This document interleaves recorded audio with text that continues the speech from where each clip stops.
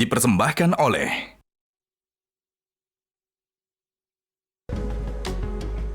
Pemirsa, biasanya kegiatan apa yang dilakukan saat bersantai atau saat menghilangkan penat?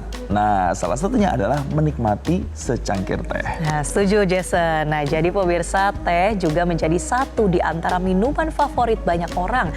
Selain karena aroma dan rasanya yang khas, teh juga sangat cocok untuk dinikmati saat udara dingin. Setuju. Dan kali ini, rekan kami Valencia Melvinci akan mengajak kita pemirsa untuk menikmati teh langsung dari pabrik teh Tongci.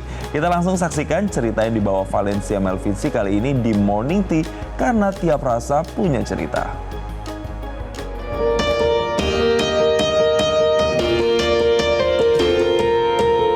Kadang kita hanya butuh secangkir teh hangat dan selebihnya akan mengalir dengan sendirinya. Sama seperti pagi ini, udara di Tegal masih sejuk, matahari belum terlalu tinggi tapi aktivitas masyarakat terus berjalan. Teh bukan sekedar minuman, di sini teh adalah cerita. Karena katanya teh yang enak itu nggak cuma soal rasa saja, tapi soal proses.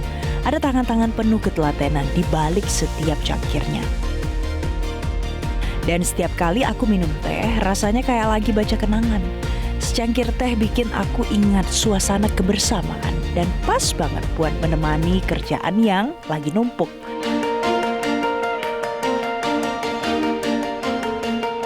Dan hari ini aku akan mengajak pemirsa untuk berpetualang ke lokasi tempat di mana secangkir teh yang mungkin saja kita minum setiap pagi itu dibuat. Karena tiap rasa punya cerita yang gak bisa dilupain.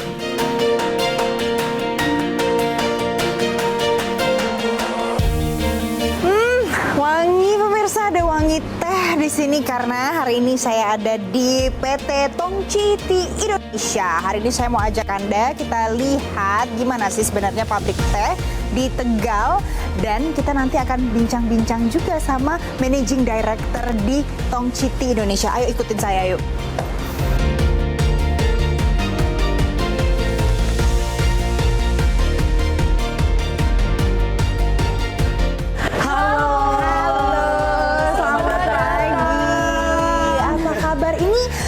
Mbak Risa sama Mas Fafa ya? Betul. Ini nih yang terkenal nih pemirsa kalau lagi trending di platform media sosial namanya Minca Minci, benar bukan? Iya, dipanggilnya Minca sama Minci. Ini hari ini aku khusus loh datang ke Tongci Tea Indonesia. Boleh nggak sih kalau misalnya mau lihat di pabrik teh tuh gimana sih prosesnya? Iya, boleh banget dong. Ini kan mumpung Kak Valen sudah datang ke sini nih. Nanti kita kasih lihat untuk kantor yang ada di sini sama di pabriknya juga. Oke. Ya? Betul. Nanti kita sekalian keliling nih ya. Jadi nanti biar Kak Valen tuh bisa lihat-lihat nih suasana kantornya Tongci sama untuk area pabriknya juga. Oke, ayo sekarang yuk. Ayo. Let's go. Let's go.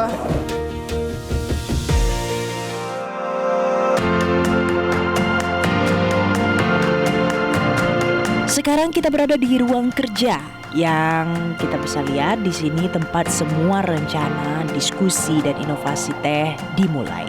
Kami percaya bekerja itu seperti menyeduh teh, dibutuhkan ketelatenan, kesabaran dan juga niat yang baik.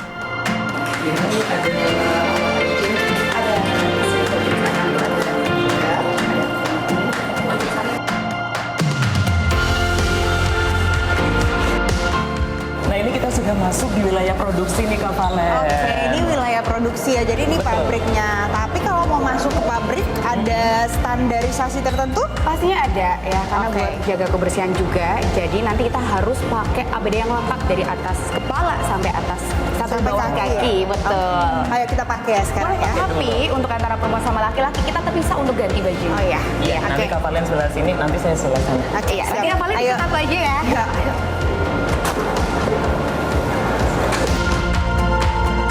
Tapi sebelumnya, seperti yang pemirsa saksikan, kami wajib menggunakan alat pelindung diri demi menjaga kebersihan dan kualitas produk. Nah, jadi pemirsa, kita bertiga ini udah ready mau masuk ke dalam pabrik. Jadi kalau seandainya kita mau ke pabrik teh, itu ada sesuatu yang perlu diperhatikan. Ada standar dan prosedurnya. Jadi harus menggunakan alat pelindung diri lengkap, mulai dari rambut, kemudian baju, sampai dengan sepatu.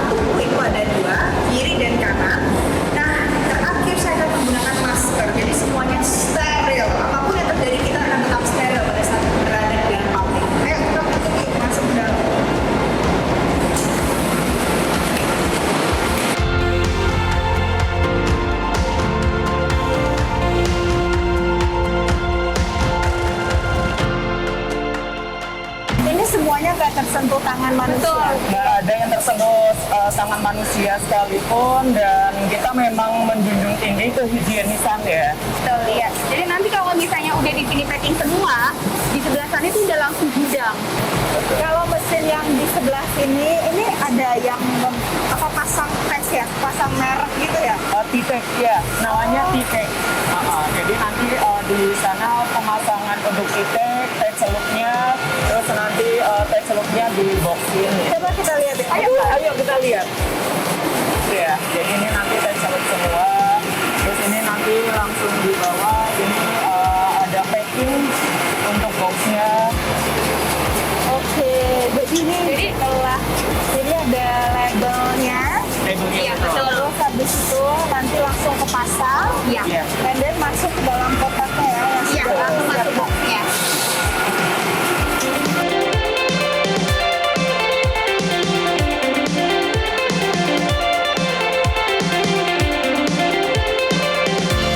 Proses pengemasan teh celup dilakukan dengan standar kebersihan tinggi. Mulai dari pengerjaannya hingga pengemasan, seluruhnya dilakukan menggunakan mesin yang canggih. Suara mesin pelan-pelan menyatu dengan aroma teh yang mulai tercium dari gudang pengeringan. Bukan cuma bikin teh, mesin-mesin ini seolah bercerita dari daun ke rasa dan dari rasa ke hati. Jadi pemirsa, ini adalah yang salah satu jadi paling otentik lah ya. Karena ini adalah varian teh melati, jasmine tea.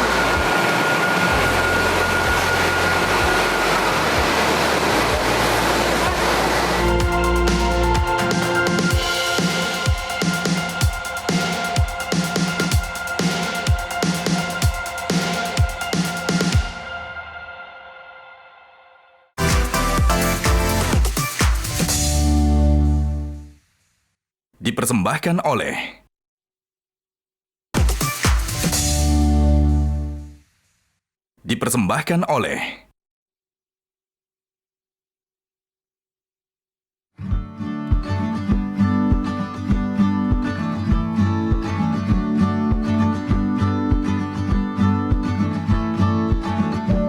Di sini kami akan mengajak pemirsa ke ruang produksi kemasan teh seduh. Semua teh seduh Tongci diproses dari daun pilihan, disortir dan dikeringkan dengan teknik khusus agar rasa dan aromanya tetap otentik dengan kualitas terbaik. Nah, ini untuk Jadi kalau selanjutnya. tadi itu teh celup. Betul. Kalau yang ini adalah teh seduhnya. Oh, ini teh seduh. Betul. Oke. Jadi kalau yang di sini itu rata-rata masih konvensional ya, orang Betul. pakai tenaga Manusia. Oh, oke. Jadi ini berapa banyak ya kira-kira setiap hari bisa produksi kurang lebih? Kayaknya udah nyampe Hampir 100 ribuan bahkan. Oh. Hampir Soalnya ribuan. untuk satu packnya juga lumayan banyak untuk kita jual untuk di luaran sana. Ini unik karena mayoritas adalah ibu-ibu perempuan yang kerja di sini. Semua teh seduhnya dibikin dengan tangan, kemudian dikemas satu persatu. Kira-kira aku bisa nggak ya? Ya pasti bisa Gimana nanti dong. cobain aja Kak Valen? Ayo, Packing aja langsung. ayo. Rasakan ya, bisa langsung packing di tempat pabriknya juga Iya. loh. Ayo coba ya kita lihat ya. iya, Kita cobain ayo, ya. Kak. Oke.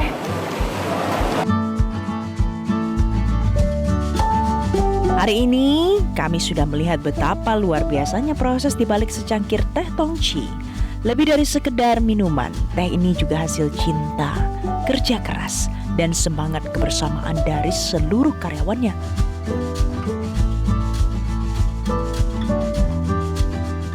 Di sini, semua karyawan dianggap sebagai keluarga.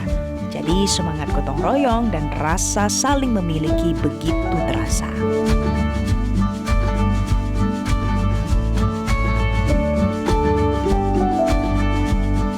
Saya udah lama bekerja, kurang lebih 15 tahun. Di sini semua baik semua, kesejahteraannya juga sangat baik. Terima kasih Tongci.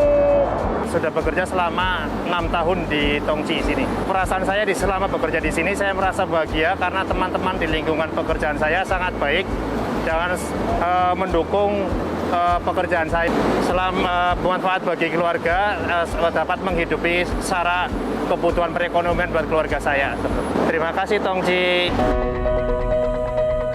Sahabat Morning Tea, tentunya Teh Tongci sudah berdiri sejak tahun 1938 dan di balik suksesnya Teh Tongci ada sosok inspiratif, Tatang Budiono, yang saat ini sedang menyiapkan generasi penerus dalam bisnisnya ini.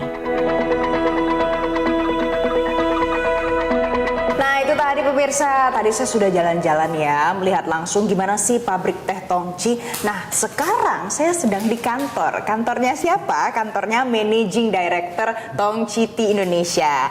Ini adalah Mas Thomas Cahayanto, adalah man behind everything. Seorang Thomas Cahayanto. Mas Thomas, tapi sekarang ini yang jadi sorotan, kapan sih ngetren ngeteh yuk itu tuh bisa kita lihat di mana aja, mau di Jakarta, di kota kecil, gampang sebut ngeteh yuk.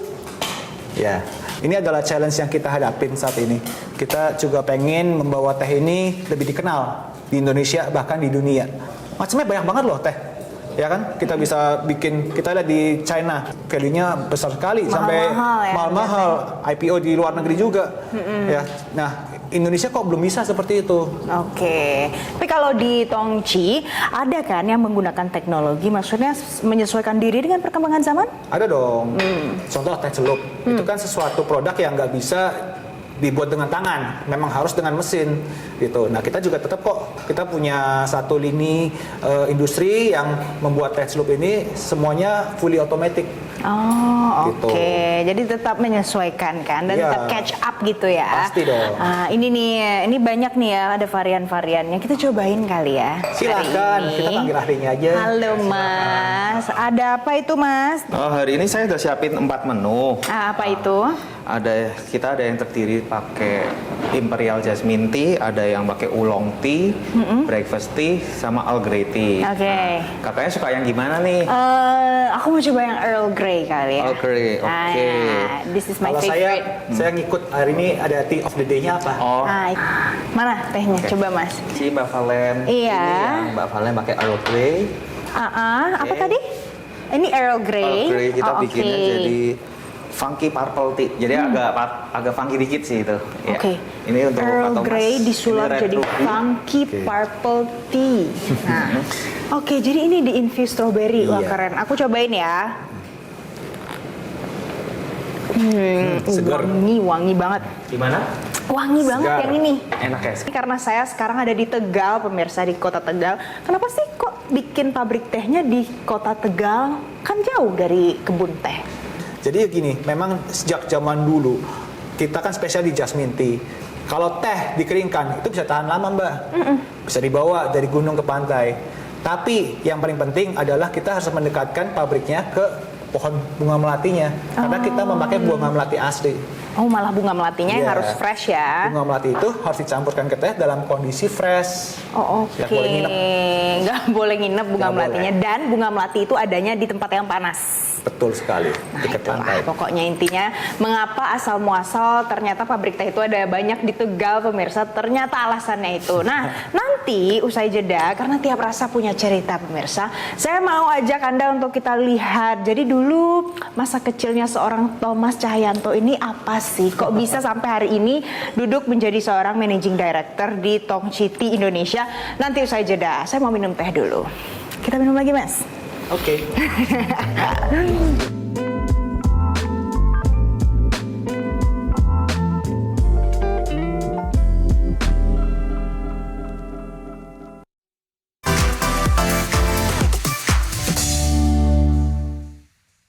Dipersembahkan oleh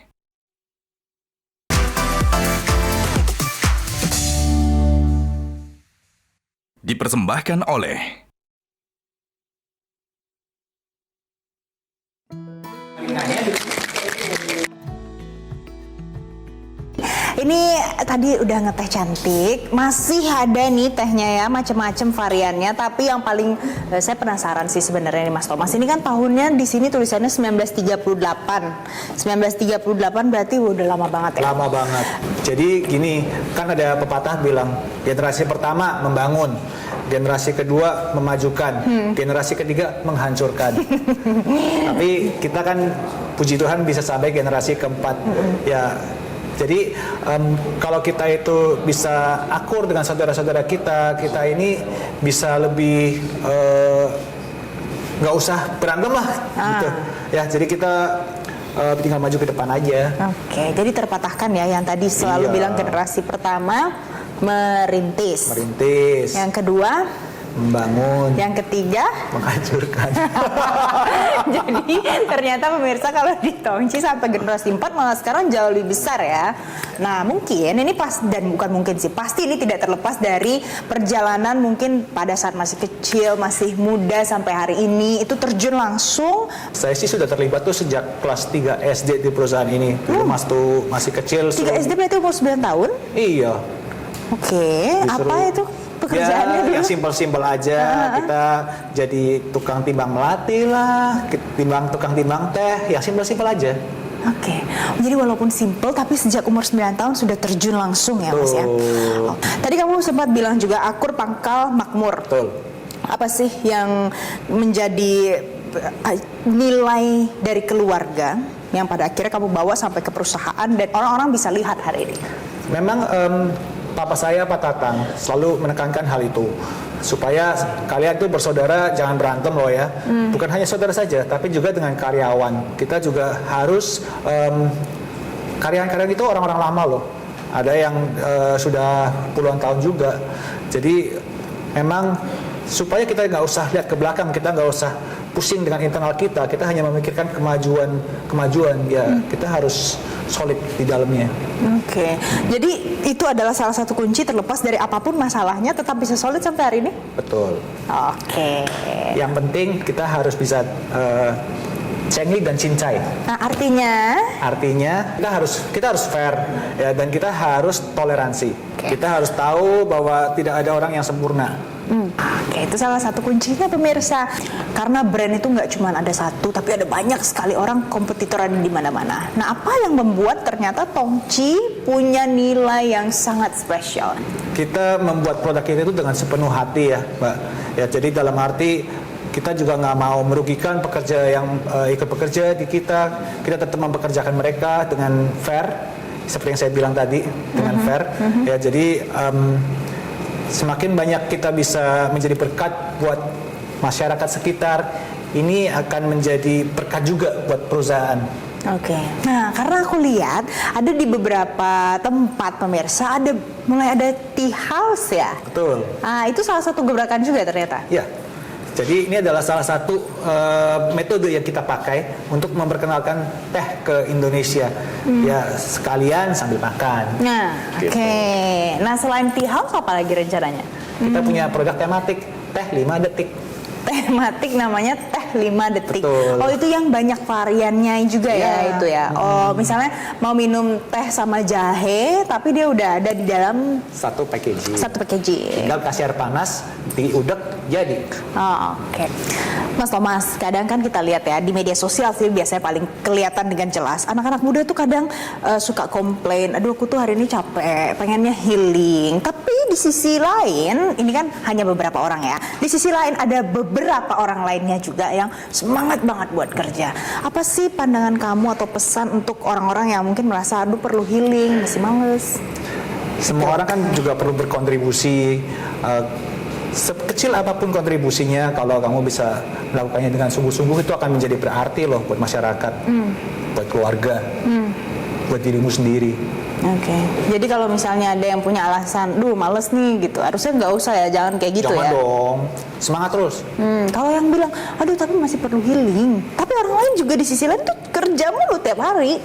Harus balance. Harus balance ya. Hidup itu harus balance. Work-life balance sebutannya ya.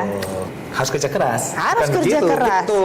Nah itu kadang jangan disalahartikan loh. Itu dia. Jadi ini suka disalahartikan. Kalau ada yang bilang ini kan tetap harus boleh dong healing. Lah kan saya lagi ini nih sedih misalnya gitu. Jadi pengennya healing, kerjanya nanti itu nggak boleh ya? Nggak boleh.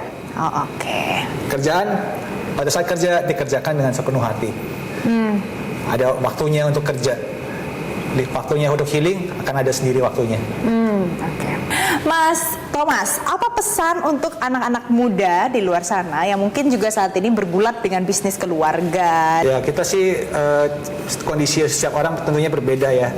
Tapi yang saya pengen, saya rasa bermanfaat buat saya dan saya yakin juga akan bermanfaat buat yang lain adalah akur pangkal makmur. Oke, Sebisa mungkin nggak usah berantem lah. Kita harus punya satu sikap yang legowo, dalam arti ya mungkin nggak bisa terlalu fair, nggak bisa 100% fair, tapi kita harus bisa menerimanya dengan lapang dada, nggak ada ganjelan-ganjelan. Dan kalaupun lagi mengalami tantangan nih, ada ujian misalnya gitu, tetap semangat? Semangat terus. Kalau gitu terima kasih Mas Thomas. Terima kasih karena hari ini sudah mengundang saya ngeteh cantik di kantor. Tadi sudah ke pabrik juga pemirsa. Itu adalah sedikit cerita dari Mas Thomas, tapi yang paling berkesan untuk saya adalah akur pangkal makmur. Terbukti loh sampai hari ini. Nah itu tadi pemirsa, tiap rasa punya cerita. Nanti kami akan kembali lagi di episode selanjutnya. Terima kasih atas perhatian Anda, sampai jumpa. Ayo Mas, kita minum teh lagi.